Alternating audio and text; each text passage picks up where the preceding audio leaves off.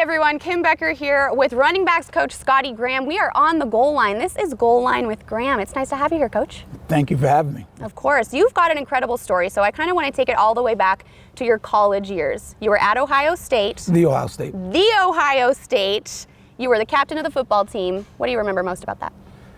One of the biggest honors of my life to be named captain. I mean, you know, it's over 100 years of Ohio State football, and to be, you know, with Archie Griffin and you know, Kurt Herbstreit was a quarterback there. His dad was a captain, and you don't see the value of that stuff until you go back. And so when I went back to a alumni game, captain's game, you get invited into his room. There's only 60 people in there because a lot of people aren't living. So you go, whoa, you know, Lloyd Carr's in there. Like, what is Lloyd doing in here?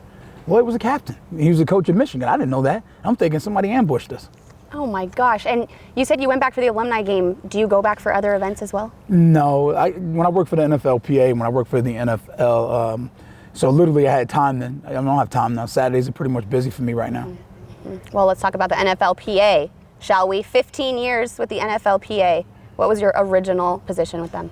I started as an intern. I didn't know what I wanted to do. I worked at Anheuser-Busch. I did an internship there. They taught me about engineering. And then I did an internship at Merrill Lynch. And I'm like, I'm not asking anybody for money. Then I thought I wanted to own a restaurant. So I just immersed myself in different experiences. And when I got to the NFLPA, Gene Upshaw said, I got something for you, but try to play football first because I can't pay you like that, which kind of gave me a little bit of a security blanket knowing I'd have a job. So then I moved out to D.C. and I did an internship in 1998. And that year I was on the Bengals, and once they cut me, it was an easy decision to make. So after college, after you left the Ohio State, is that when you tried those internships, or did you go straight into the NFL? No, when I was in college, I did internships. Yeah? When I went to the pros, it was about pros. Yeah. But then every offseason, I was finishing my master's degree. Mm-hmm. And I started my master's degree. My 5th year in college, I was in grad school. I redshirted. So I literally went to grad school. I could have took classes that degree seeking. I decided I'm going to get a master's degree. After you got your undergrad degree Yep. at the Ohio State, you were drafted into the league. Pittsburgh. Coach Cowell's first year. Oh yeah, great city to be in. Yep.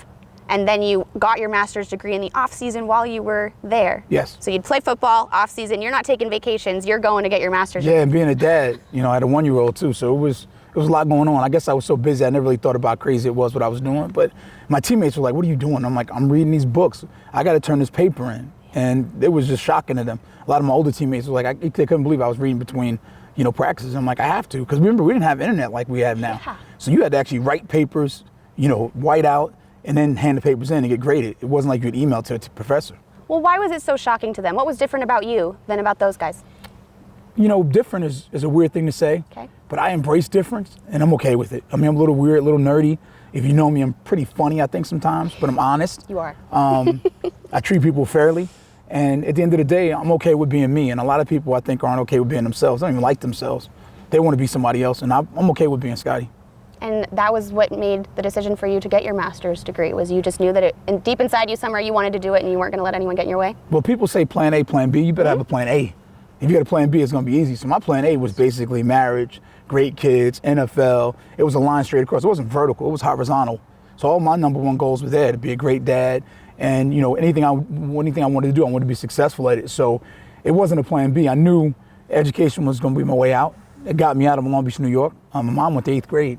If you think about that, they called it grade 8, and I have a master's degree. So I'm the only person in my family who's graduated from college, and I'm youngest of 4. Both of my kids have graduated from college, and they didn't play any sports except in high school. So Nas says the best, if your kids have a better life than you, then you have a wealthy life. So my kids had it better than me.